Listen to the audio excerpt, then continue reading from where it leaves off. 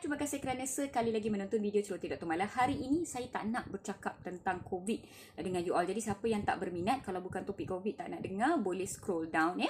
Hari ini saya nak berkongsi tentang satu kisah benar dengan you all semua yang berkaitan dengan COVID. Bukannya satu-satunya penyakit dalam dunia ini buat masa sekarang, dan COVID bukannya satu-satunya perkara yang membunuh ya.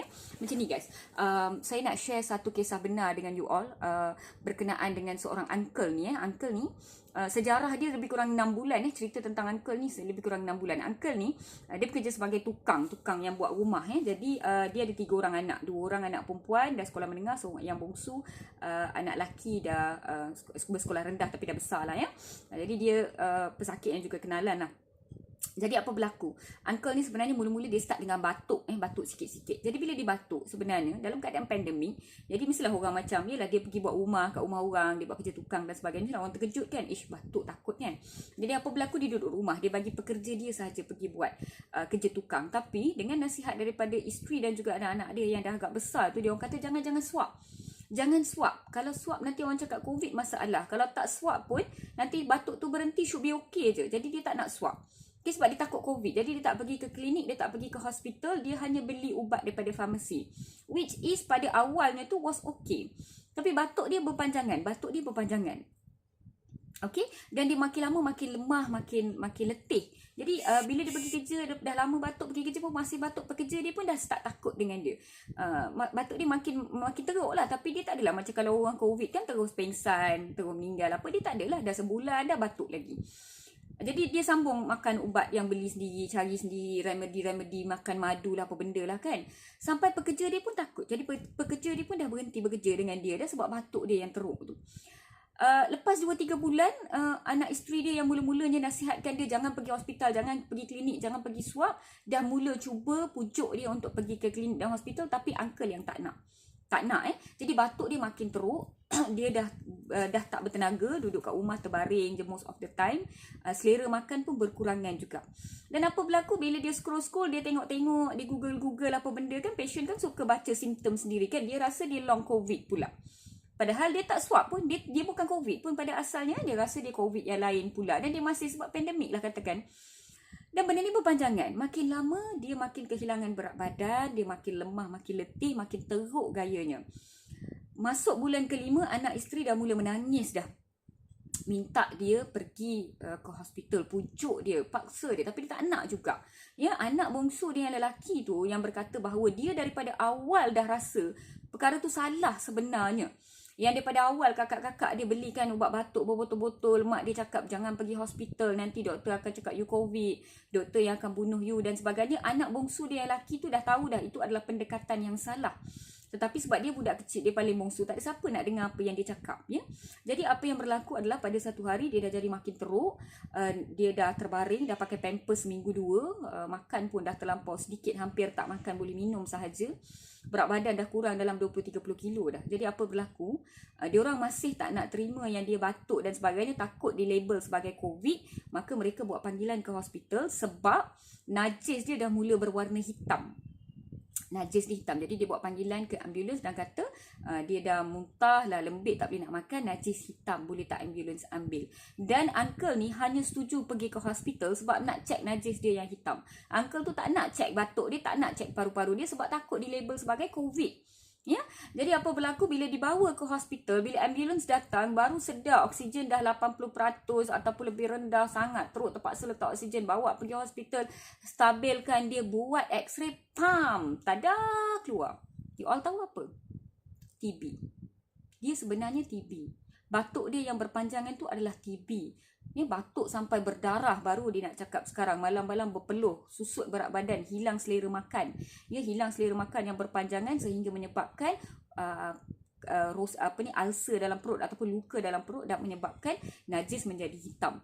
Ni apa yang kita panggil upper GI bleed. Jadi uncle ni sebenarnya dia bukan COVID pun, tetapi dia mangsa COVID sebab fobia, ketakutan.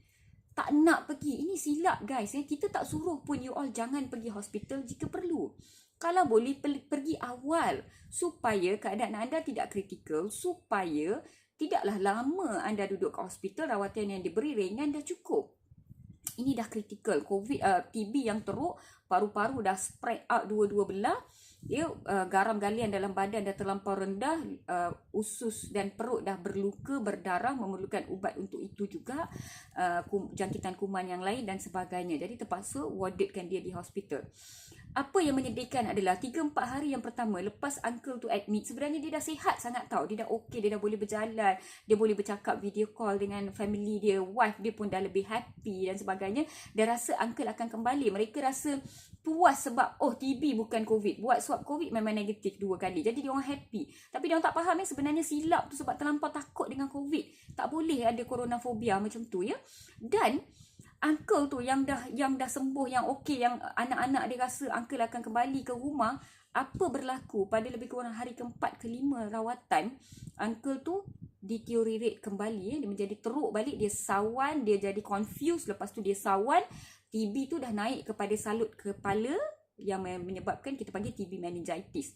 Lepas dia jadi TB meningitis tu memang sawan yang teruk, demam yang terlampau tinggi, dan banyak komplikasi daripada sana sehingga uncle meninggal dunia.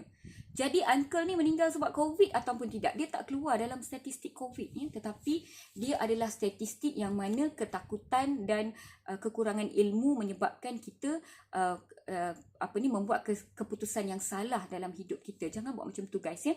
Saya nak sarankan kepada you all semua di luar sana untuk beli, untuk beli buku ini, Nafas Baru daripada Dr. Nurul Yakin Muhammad Isa. Dia ada bunga tau. You all jangan bau tau sebab dia tak wangi pun. Saya rasa wangi sebab saya letak perfume ni. Saya baca buku ni, sangat seronok sebenarnya. Penulisan Dr. Yakin ni adalah seorang doktor paru-paru, pakar paru-paru, yang memberikan kita banyak insight, yang memberikan kita banyak ilmu berkenaan dengan kesihatan paru-paru yang sangat penting. Selepas datangnya COVID-19, kita mula sedar yang penyakit paru-paru bukan sekadar batuk, susah bernafas atau penyakit biasa yang mudah kebah begitu sahaja, tetapi antara penyakit yang boleh meragut nyawa jika tidak dirawat dengan cepat dan tepat. Dan ini bukan saja untuk COVID tau guys, untuk semua. Paru-paru ni benda paling penting. Dan kalau kita tengok apa yang bestnya tentang buku Dr. Yakin ni, dia memberikan kita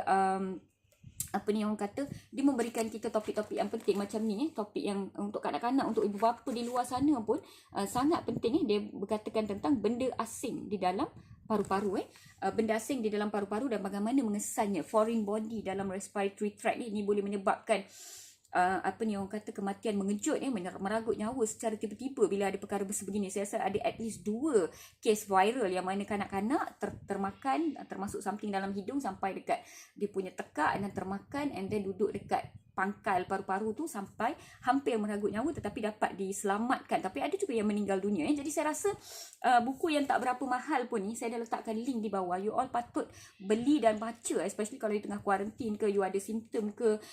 Bahasa-bahasa yang digunakan bahasa yang simple saja guys, dan sangat seronok bila baca.